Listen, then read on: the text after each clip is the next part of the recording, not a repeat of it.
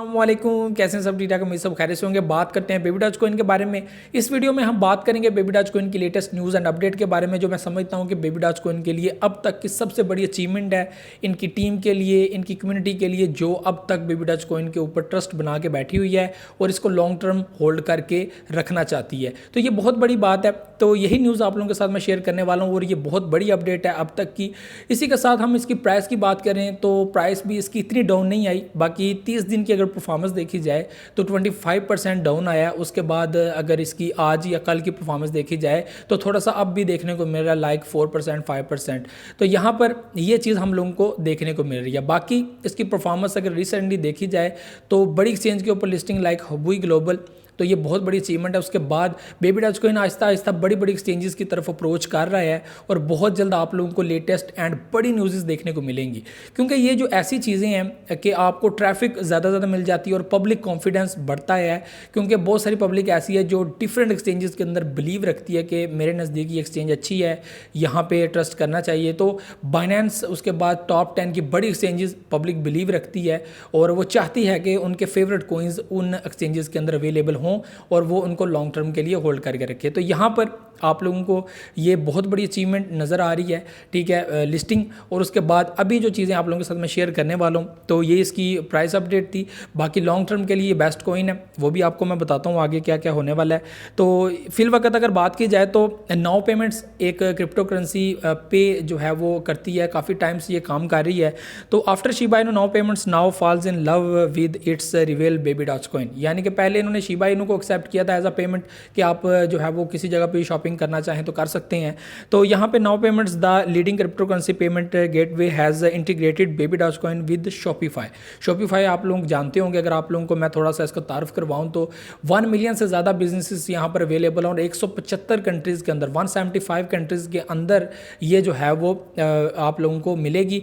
उसके बाद अगर आप खुद अंदाज़ा लगा सकते हैं कि ये अब तक की सबसे बड़ी अपडेट है, यानी कि बेबी डॉज कॉइन को अब जो है वो अप्रोच मिल रही है 175 कंट्रीज़ के अंदर। आप इन 75 कंट्रीज़ में से, 175 कंट्रीज में से किसी जगह पर भी मौजूद हैं, तो आप शॉपिफाई पे अगर आप शॉपिंग करना चाहते हैं तो आप लोग नाउ पेमेंट्स को यूज़ करके बेबी डॉज कॉइन के ज़रिए पे कर सकते हैं। और 175 यानी कि 175 कंट्रीज़ की पब्लिक जो है वो बेबी डॉज कॉइन के ज़रिए पेमेंट कर सकती है और अपनी चीज़ों को परचेज़ कर सकती है। ये बहुत बड़ी अपडेट है। यहाँ पर ट्विटर के ऊपर भी जो है वो अपडेट आई है। तो ट्विटर के ऊपर भी है baby Doge coin you are you strong now you gonna be even stronger because baby Doge is available on Shopify V I A our crypto payment system, ठीक है। तो ये बहुत बड़ी अपडेट है। नाउ पेमेंट्स वालों ने ये ट्वीट किया था, तो आप लोगों को खुद अंदाज़ा होगा कि बेबी डॉज कॉइन आइंदा आने वाले टाइम में कैसे कैसे आगे बढ़ता जा रहा है और लॉन्ग टर्म के लिए ये आप लोगों को अपने साथ एंगेज कर रहा है कि आप लोग लॉन्ग टर्म में मेरे साथ रहें। बाकी कुछ लोग ऐसे हैं जिनको इसको लेके काफ़ी कंफ्यूजन भी है। वो ये हैं कि इसकी सप्लाई बहुत ज़्यादा है, सप्लाई इशू है, उसके बाद ब्लॉकचेन नहीं है, तो ये लॉन्ग टर्म के लिए चलने नहीं वाले। बाकी आप लोगों को ये चीज़ बताऊं कि आपकी बातें ये बिल्कुल ठीक हैं, इसमें कोई शक नहीं है कि सप्लाई बहुत ज़्यादा है और इसको जैसा कि पब्लिक सोचती है कि 1 पैसा या 1 रुपये, तो काफ़ी ज़्यादा मेहनत चाहिए और काफ़ी कोइंस की बर्निंग चाहिए, जिसकी वजह से ये एक अच्छी प्राइस को हिट कर सकता है। लेकिन ये टीम के ऊपर डिपेंडेंट करता है, कल को क्या टीम कर दे, या कोई ऐसा मैकेनिज़्म ले आए, बर्निंग मैकेनिज़्म, या कोई ऐसी चीज़ वो लॉन्च कर दे जो इसकी सिस्टम को जो है वो टोटली चेंज कर दे और इसकी प्राइस को अप करने में काफ़ी हेल्प करे। सिस्टम काफ़ी लंबा है और काफ़ी टाइम के लिए चलने वाला है, तो इसलिए आप लोग ये समझें कि इस चीज़ को छोड़ दें, क्योंकि मीम्स ने बेसिकली बहुत पब्लिक को बेनिफिट दिया, बहुत प्रॉफिट दिया है। तो बहुत सारी पब्लिक ऐसी है जो मीम्स को तो नहीं छोड़ना चाहती, वो कम से कम अपनी लिमिटेड या 10% या 5% अमाउंट ही अगर मीम में रखे, लेकिन वो रखना ज़रूर चाहती है कि मीम्स के अंदर हमारी अमाउंट होनी चाहिए। अगर आप लोगों को मैं वेल्स का बताऊँ तो वेल्स जो है वो बेसिकली तो अथीरियम के अंदर भी काम कर रहे हैं, बिटकॉइन के अंदर भी काम कर रहे हैं, बाकी बड़े बड़े कॉइन्स के अंदर भी काम कर रहे हैं, जो लॉन्ग टर्म के लिए भी बेनिफिट देते हैं आप लोगों को और शॉर्ट टर्म के लिए बेनिफिट देते हैं। जैसे कि बिटकॉइन पंप करता है, डंप करता है, तो उस सिचुएशन में वो बाय सेल करते हैं।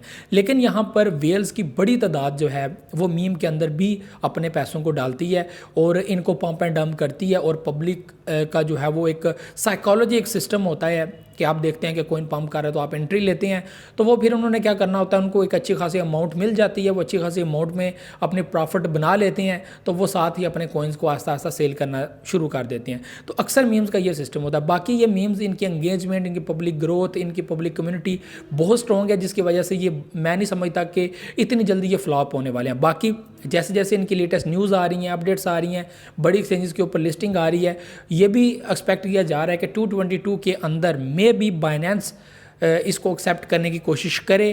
तो ऐसी चीज़ें भी देखने को मिल रही हैं। बाकी जो बाकी एक्सचेंजेस हैं टॉप 10 की बेस्ट, वो तो मीम्स को अब एक्सेप्ट करना शुरू कर रही हैं। आप लोगों ने देखा कि फ्लॉकी को भी हुबुई ग्लोबल ने एक्सेप्ट किया बेबी डॉज कॉइन के बाद। इसके बाद जो बेस्ट कॉइन्स हैं लाइक कीशु इनू, वो भी पीछे पीछे चल रहा है। उसके बाद सैतमा इनू, ठीक है, तो वो भी इसके पीछे पीछे चल रहा है। तो ऐसी बहुत सारी जो है वो कॉइन्स हैं जो पब्लिक एंगेज जिनकी काफ़ी स्ट्रॉन्ग है, ठीक है। सबसे पहले जो है वो हमारा शिबा इनू आ जाता है, तो उनकी तो अपडेट्स वैसे बहुत स्ट्रॉन्ग है, लाइक शुबेरियम ब्लॉकचेन, NFTs, उसके बाद उनका मेटावर्स वर्चुअल लैंड के ऊपर वो काम कर रहे हैं, बहुत जल्द लॉन्च कर देंगे।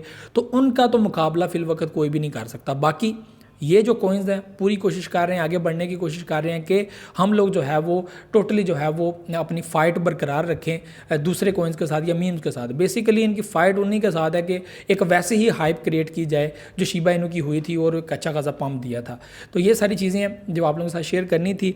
नाउ पेमेंट्स एक बड़ा प्लेटफार्म और 175 कंट्रीज़, 175 कंट्रीज़ आप बेबी डॉज कॉइन आप कर सकते हैं। इसके अलावा और भी बहुत सारे डिपार्टमेंट्स हैं, पेमेंट्स डिपार्टमेंट्स हैं।